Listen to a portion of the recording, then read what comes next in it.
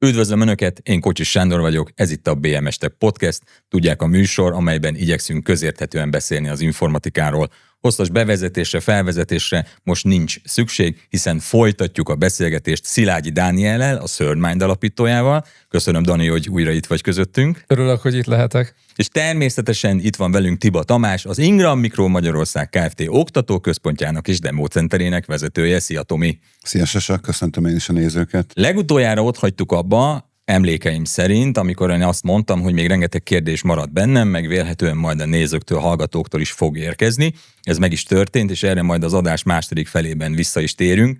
De ami bennem van, az a 2-3 gondolat, azt gondoltam vegyük előre, és az egyik ilyen, ez a mesterséges intelligencia és a jog környéke, azaz, hogyha elkészül a mesterséges intelligencia által egy tartalom, és az mondjuk valamilyen szempontból jogsértő, akkor ki az, aki büntethető? Az, aki kreálta ezt a tartalmat, aki promptolt, a platform, ahol elkészült, vagy az a platform, ahol terjesztve van, vagy lett?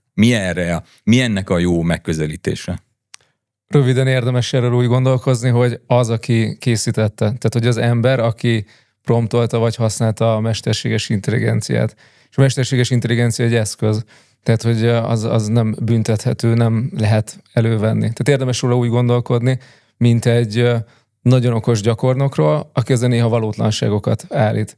És ezért az ember felelőssége az, hogy mi az, ami készül, mi az, amit megoszt, és itt jön ki be a halucináció is, tehát tud tévedni a mesterséges intelligencia, hiszen csak a következő legvalószínűbb szótagot predikálja, jósolja meg, tehát hogy lehet, hogy hülyeséget fog mondani nagyon egyszerűen. Tehát az ember felelőssége az, hogy mi megy ki, mennyire hasonlít esetleg más meglévő tartalomra, valótlanságot tartalmaz-e vagy sem, úgyhogy az, aki készíti röviden. Tomi, te hogy látod?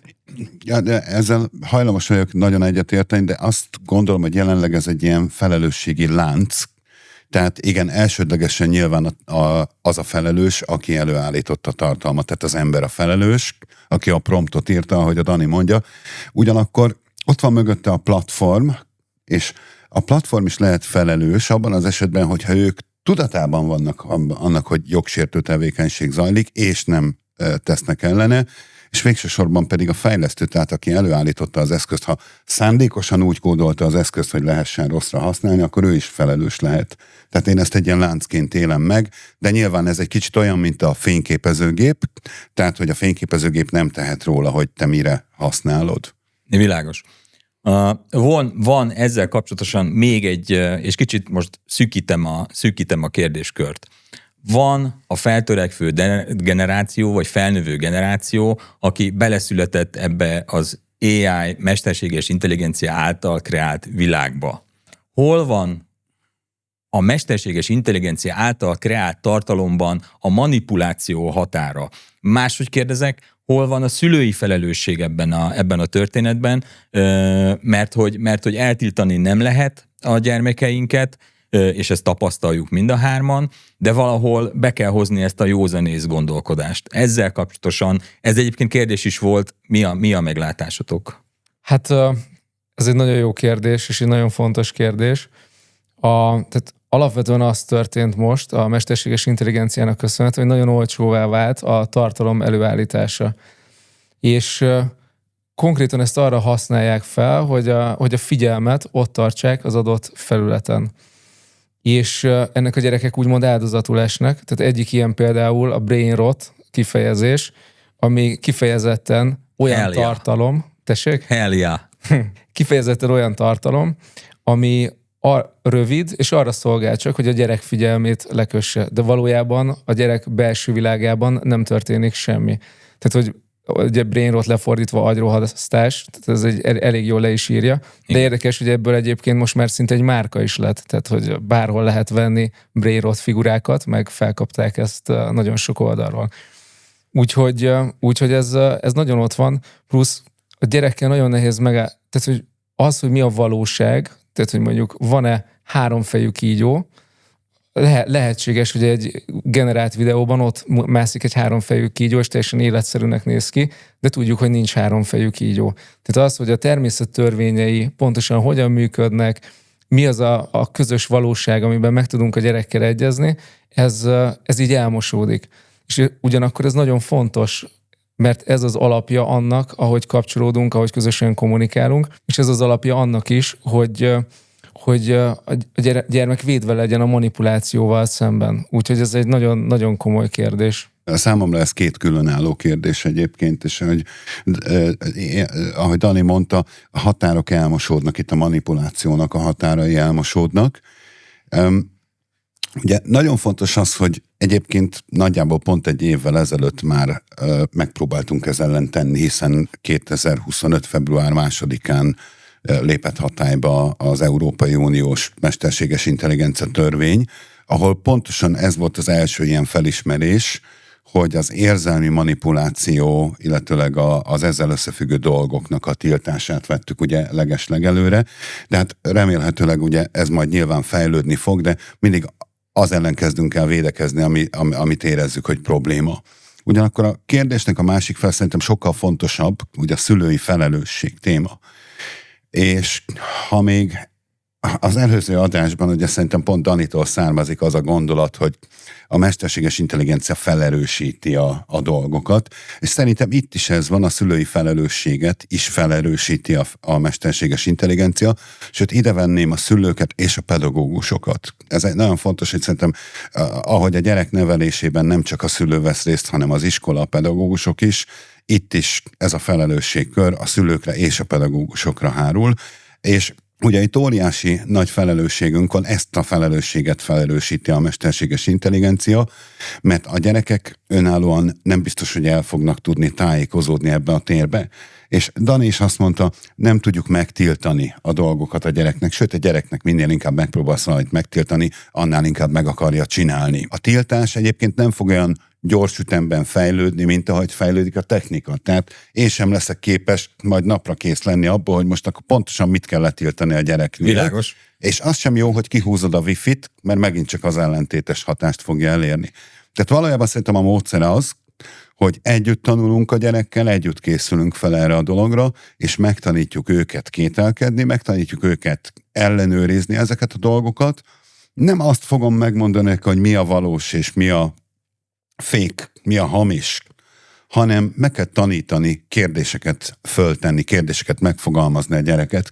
Valamelyik korábbi adásban beszéltünk arról, hogy ugye hogyan tanítjuk a nagy nyelvi modelleket, és ez szerintem egy jó példa arra, hogy mi a különbség az emberi gondolkodás és a mesterséges intelligencia idézőjelben gondolkodása között, hogy ugye, ha még emlékszel, a nyelvi modellt úgy tanítjuk, hogy macska nem macska, így van. A gyereket nem úgy tanítom, hogy hamis igaz, Világos. Hanem megtanítom neki föltenni a megfelelő kérdéseket. Miért töltötték ezt föl?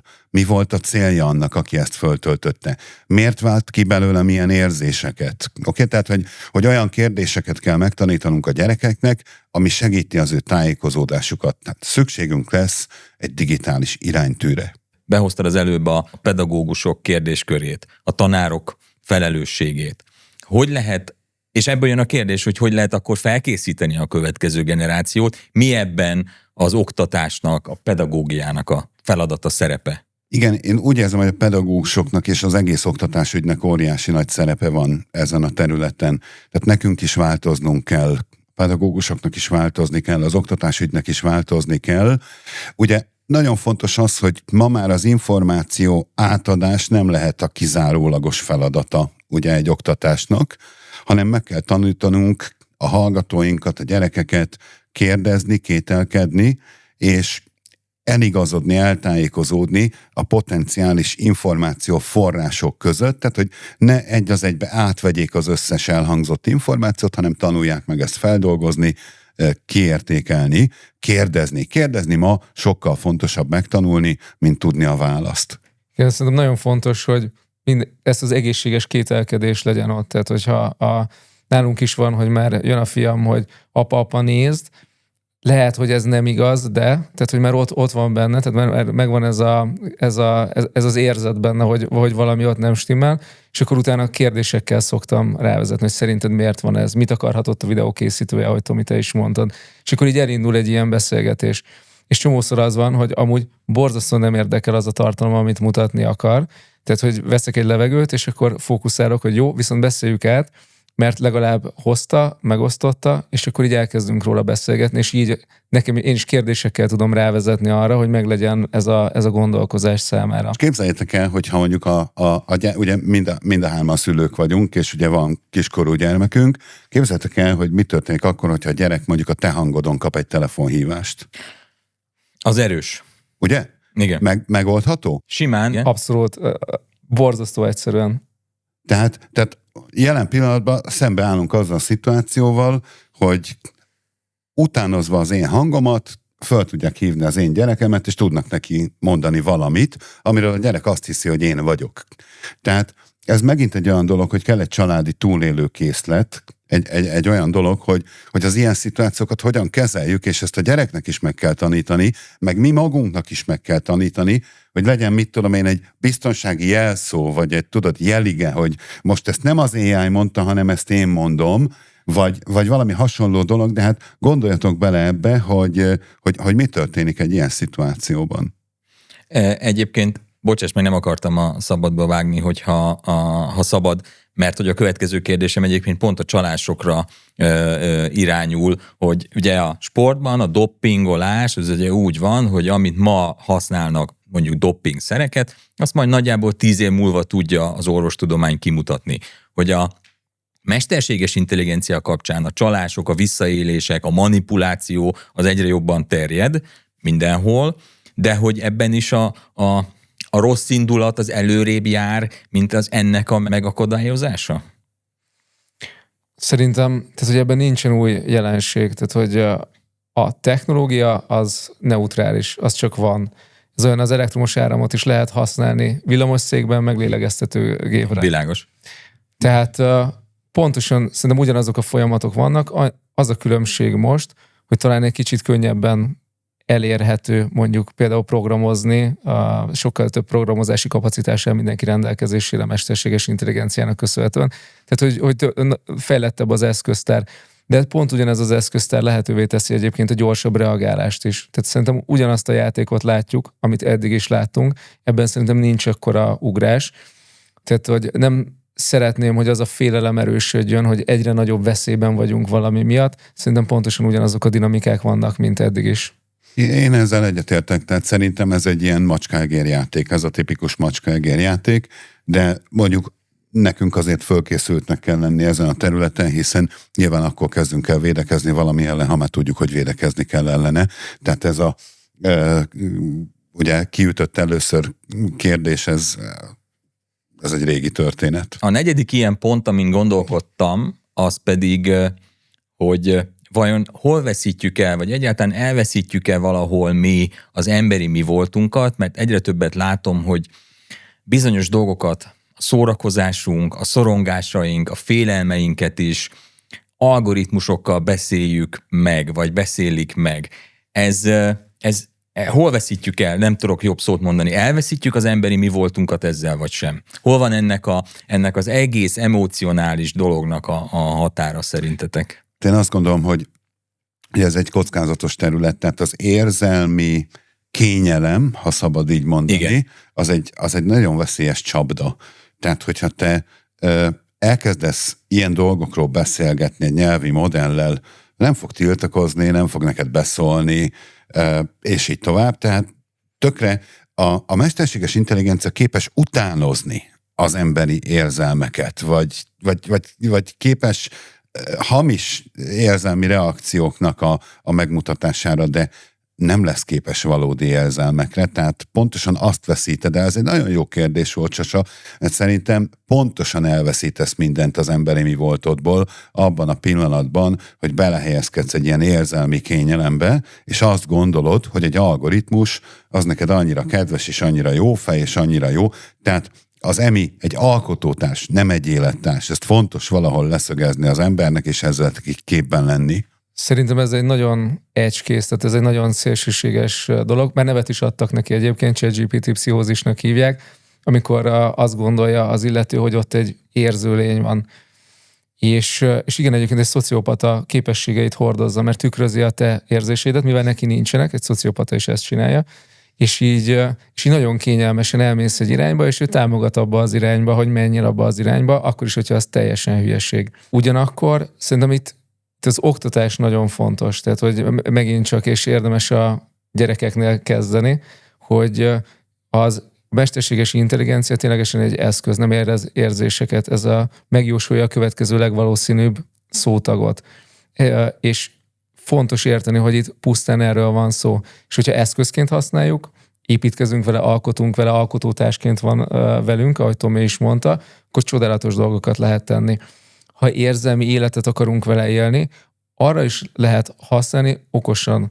Nem vele kell érni az érzelmi életet, hanem esetleg egy külső nézőpontot behúzni rajta keresztül, hogy mondjuk ebben és ebben a helyzetben vagyok, nem értem a másik felet, szerinted mi lehet az illető fejében? Mert amikor érzelmileg elfogult vagyok, akkor kevésbé látom a másik álláspontját, szemszögét, és ebben például segíthet.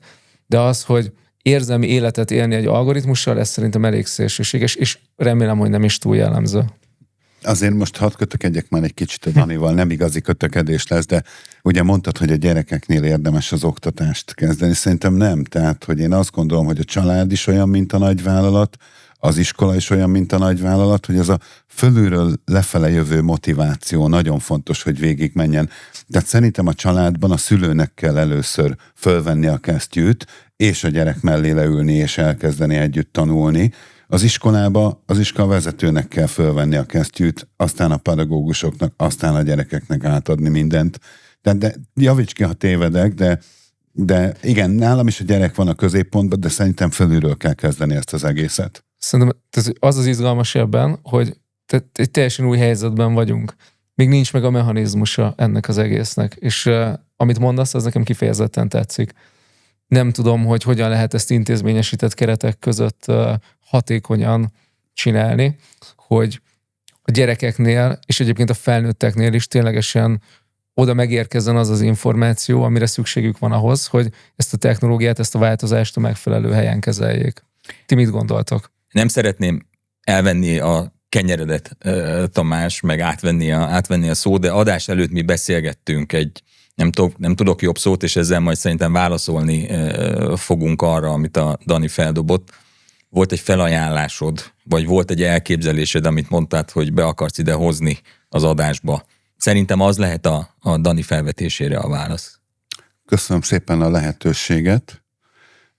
Hát tulajdonképpen ugye arról van szó, hogy én azt hiszem, hogy egész életemben az oktatásban dolgoztam, és ugye most is oktatóközpontot vezetek. Én oktatóközpont vezetőként saját felelősségemnek is érzem, hogy foglalkozzak ezzel a területtel. Úgyhogy igen, én készültem erre. Nekem van egy olyan felajánlásom, hogy ha egy iskola igazgató véletlenül hallgat minket, vagy néz minket, megkeres téged, a csatornát, akkor én pro bono vállalom azt, hogy egy ismeretterjesztő előadást bármelyik iskolának tartok ezen a területen, hogy könnyebb legyen a vezetésnek, a pedagógusoknak eligazodni itt ezen az ingoványos területen. Én azt gondolom, hogy egy ilyen YouTube csatornának, vagy egy ilyen podcastnek pont ez az egyik feladata, úgyhogy ha ezt most bárki hallotta, jelentkezzen a leírásba, beteszem majd az e-mail címünket, jelentkezzenek, írjanak kommentet, és akkor én össze foglak benneteket kapcsolni. Köszönöm szépen. Köszönöm. Ha nem marad bennetek más, akkor rátérhetünk a nézői kérdésekre. Mielőtt azonban belevágnánk a nézői kérdésekbe, kérem egy pici türelmeteket, de ez nem több mint 10 másodperc. Önöket is megkérem, hogy iratkozzanak fel addig a csatornáinkra. Ha eddig nem tették, jönnek együttműködő partnereink. Partnereink Ingram Micro Magyarország Kft. Hewlett Packard Enterprise, Third Mind, Pod to You. Meg is vagyunk, jöhetnek a nézői kérdések. És most azért nézek a monitorra, mert erről már beszéltünk, ugye így hangzott egy levél, amit kaptam, kell-e büntetni az illegális AI tartalmat? Erre részben már válaszoltunk az elején, talán csak nyomatékosítani Én azt gondolom, hogy igen, erre válaszoltunk, de hát itt egyértelműen igen volt a válaszunk mind a kettőnknek, Dani. Hát ha valami illegális, akkor már átlépte azt a határt, teljesen mindegy, hogy AI vagy nem AI, de ha AI volt mögötte, az még extra layereket tud adni, és ahogy az AI-ekt segítesz szabályozni, ezt érdemes betartani és követni. És ennek az egyik pontja az például, hogyha valami AI által generált tartalom, akkor azt fel kell tüntetni. És ez egyébként segítség is lesz majd a jövőben, úgy gondolom. Én csak abban bízom még, hogy ez az európai mesterséges intelligencia törvény nem marad meg a 2025. február 2-ai állapotba, hanem ez is majd folyamatosan fejlődni fog, mert ugye ez egy nagyon gyorsan fejlődő terület, hogyha a törvény lemarad, akkor óhatatlanul ki fogják használni a kiskapukat. Térjünk át egy másik kérdésre. 2022-ben volt ugye a nagy ChatGPT robbanás, vagy a nagy nyelvi modellek robbanása, 2023-ban a Coca-Cola a karácsonyi kólás videóját már AI-jal készítette el, hát olyan lett, amilyen, és jött egy nézői hozzászólás, hogy a Coca-Cola 2025-ben is a karácsonyi kamionos videóját AI készítette, és tovább akarnak menni ezen az úton, és a kérdés vagy a megjegyzés az volt, hogy a multik vajon elveszik-e a kreativitást? Szerintem az, hogy amíg a multik csak a spórolási lehetőséget látják a mesterséges intelligencia alkalmazásában, addig szerintem rossz lóra tesznek, és én nem hiszek abba, hogy a kreativitás el fog veszni. Ezeket az eszközöket úgy kell használni, hogy fel tudjuk erősíteni az emberi kreativitást. Akkor lesz majd igazán jó, hogyha azok az emberek, akik a kreatív tartalmat elő tudják állítani, kapják meg ezt a nagyon erős plusz segítséget a munkájukba, és szerintem ez az igazi nagy durranás, nem pedig az, hogyha megpróbáljuk az embert kirotálni a rendszerből. Dani? Teljesen egyetértek. Tehát, hogy több emberi kreativitásra lesz szükség, mint eddig bármikor, mert az emberi kreativitás sokkal könnyebben tud megvalósulni az új technológiának köszönhetően. Tehát igen, lesz a piacon egyfajta átrendeződés, tehát a középszintű termékek, a középszintű tartalom, az már nem lesz elég, mert az bárki elő tudja majd állítani. Tehát az igazán magas minőségű dolgok azok, amikre valóban szükség lesz. Tehát maga a technológia az nem tudja átvenni a kreativitás szerepét. Tehát úgy alakították ki, hogy egy középszintű teljesítményt tud. Lehet, hogy szinte szakértői teljesítmény közelében, de mondjuk, hogyha promptolunk egy nagyon jót, beletesszük a tudásunkat, akkor mondjuk kijön egy ilyen 60%-os eredmény. Hogyha azt fel akarjuk húzni egy szakértői szintre, 90-95%-ra, akkor még csomó energiát kell belerakni. És ebben tud segíteni a mesterséges intelligencia nyelvi modellek, de kell a mi szakértői tudásunk, hogy a jó kérdéseket tudjuk feltenni, tudjuk azt elképzelni, hogy mi az az ideális végpont, ahova törekszünk, és akkor oda el tudunk jutni. Pont ma reggel beszéltem valakivel, aki mesélte, hogy egy reklámzene szerző most kevesebb munkát kap. Azért, mert a reklámoknál a reklámzenét azt minél olcsóbban akarják megúszni. Tehát, hogy az egy live zene, vagy pont ami oda szükséges. És nyilván ezt le fogják generáltatni mesterséges intelligenciával. De önmagában a zeneszerzésben elképesztő teljesítménye van az embernek, és ezt nem tudja átvenni a mesterséges intelligencia. Úgyhogy szerintem itt is az valósul meg, amiről az előző adásban beszéltünk, a Jevons paradoxon, tehát hogy a magas minőségű kreatív munka előállítási költsége csökken, így megnő rá a kereslet, tehát hogy még több kreatív emberre és még magasabb szintű kreativitásra lesz szükség. Ha már az előző adást idehoztad, akkor mindenkinek ajánlom figyelmébe az előző beszélgetésünket is, ahol erről egyébként részletesen beszélt a Dani. A következő felvetés, ami érkezett, az AI-val az a marha nagy gond, hogy elképesztő energia kell hozzá. Pont. Ez igaz. Én ezt egy pillanatnyilag valós problémának gondolom, és nagyon erősen remélem, hogy ez változni fog. Tehát ma ez egy befejezett tény, a mesterséges intelligencia nem lehet környezetbarát, vagy környezettudatos, vagy fenntartható, világos. És így tovább. Tehát ma nem itt tartunk. De én bízom benne, hogy talán pont a mesterséges intelligencia lesz az az eszköz, ami segít ezt az egészet fenntarthatóvá tenni. Tehát valóban most egy átmeneti szituációban vagyunk, és ma lehetetlen ezeket a rendszereket normális energiagazdálkodással működtetni, rengeteg áramot fogyasztanak, de azt gondolom, hogy ezen a területen óriási változások elé nézünk, és hogy ez rövidesen meg fog változni. Remélem, bízom benne, hiszek benne, hogy ez így lesz. Igen, ez teljesen így van. Tehát, hogy borzasztó nagy energiaigénye van. Egy data center az egy ilyen 4000 háztartásnyi elektromosságot fel tud használni. Úgyhogy óriási erőforrás igénye van. Plusz a hűtéshez még ivóvizet is használnak, ami megint csak nem a legjobb felhasználása az ivóvízkészletünknek. Úgyhogy ez egy valós probléma, és ezen dolgozni kell. Nemrég volt hír egyébként, hogy a Elon Musk csinált egy ilyen csavart, hogy a SpaceX felvásárolta az XAI-t, és neki az a célja, hogy föld körüli pályán legyenek a data centerek, mert két dologot meg tud valósulni, az egyik nem kell hűtés, a másik pedig, hogy folyamatosan van napenergia. Úgyhogy már ebbe az irányba vannak víziók, hogy egyáltalán hagyja el a bolygót, és akkor oldjuk meg így, és nincs ez az erőforrás pazarlás, de ugyanakkor egyéb módokon is igyekeznek ezt megoldani az anyagtudománnyal, más, tehát hogy egyre inkább fejlődik, plusz az algoritmusokat is egyre hatékonyabbá teszik, hogy azok is kevesebb elektromosságot használjanak. És jelenleg ez egy probléma, ezt meg kell oldani, úgyhogy ez abszolút jogos felvetés. Olyan, mintha te is olvastad volna a kommenteket, mert hogy a következő egyébként pont ebben az egész felvásárlásos történetben érkezett, és így szól, hogy a top 3-4 AI cég körbe finanszírozza egymást, kockázati tőkéből élnek, ugye voltak ilyen hírek, hogy az Nvidia bevásárolta magát az OpenAI-ba, és akkor az OpenAI pedig Nvidia kártyákat vásárolt. Ebből baj lesz. Ebből baj lesz? Az a nagy kérdés, hogy az az érték, amit teremtenek, arra lesz-e akkora globális kereslet, amivel ez megéri a nap végén. Mondok egy példát. Tegyük fel azt, egyszerűsítsük le ezt egy barkácsáruház szintjére. Okay. Tegyük fel, én vagyok egy barkácsáruház, te sose meg egy feltörekvő asztalos vagy. Az hozzám közel álló a feltörekvés. Szuper. És te szeretnél asztalokat készíteni, de nincsen hozzá pénzed. Világos. Én meg szeretném, hogy legyen forgalom a barkácsáruházamban. Úgyhogy én fogom, és adok neked 10 millió forintot, hogy vásárolhassál alapanyagot, hogy megcsináld az asztalokat. Szuper, átadok neked 10 millió forintot, neked van rögtön 10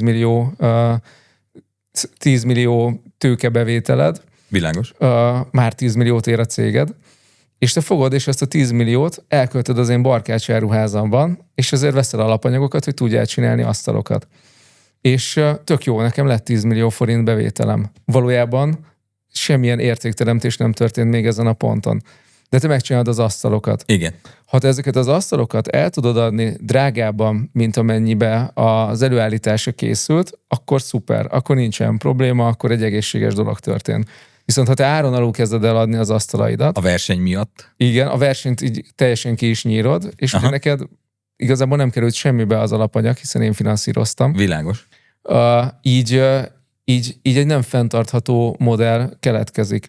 És most abban a fázisban vagyunk, hogy még nem tudjuk pontosan, hogy ez hogyan fog kinézni a jövőben, hogy az asztalok, amik készülnek, az a mesterséges intelligencia, azok a nyelvi modellek, amik most hozzáférhetőek, ezeket valóban piaci alapon tudnak-e működni, mert egyelőre piaci ár alatt van az értékesítésük. Úgyhogy ez a nagy kérdés, most mindenki menekül előre, tehát legyen még jobb a modell, még nagyobb még nagyobb penetrációja legyen a társadalomban, tehát hogy még több emberhez jusson el, és akkor reménykednek, hogy az érték majd hozzájön. Hogy ez hogyan fog kinézni, szerintem az ezen a ponton még megjósolhatatlan, de az biztos, hogy szerintem már a hatóság figyelemmel követi ezt a dinamikát. Itt a végére fussunk egy kört. Kinek milyen záró gondolata lenne, mit vigyenek haza ebből a beszélgetésből a nézők, mit vegyek én haza ebből a beszélgetésből, Tomi? Én azt gondolom, hogy mindenkinek szüksége van egy ilyen digitális túlélőkészletre. Szülőknek főleg, intézményeknek, nekünk, mindenkinek, és ebben a digitális túlélőkészletben benne kell lenni a gondolatoknak, hogy a mesterséges intelligencia az egy alkotótárs, nem több, ugye? Hogy készüljünk fel erre az új reneszánszra, amiről a múltkori adásban beszéltünk, tanuljunk meg kérdezni, és kezeljük a megfelelő nyitottsággal, de a megfelelő kritikus módon ezt a kérdéskört. Igen, szerintem az nagyon fontos, hogy elvigyék a nézők ebből a beszélgetésből, hogy a mesterséges intelligencia egy olyan eszköz, ami felerősíti azt, ami van. Hogyha félelmeket erősít fel, akkor egy nem jó világot fogunk építeni, egy nem olyat, amiben szívesen szeretnénk élni. Hogyha pozitív érzéseket erősít fel, a tudományt, a kíváncsiságot, a kritikus gondolkozást, csomó kérdés most így előkerül, hogyha ezeket a pozitív dolgokat erősíti fel, akkor jöhet egy új reneszánsz, mint ahogy annó az itáliai reneszánszt is a könyvnyomtatás, egy technológia erősítette fel. Most is egy hasonló folyamatban vagyunk.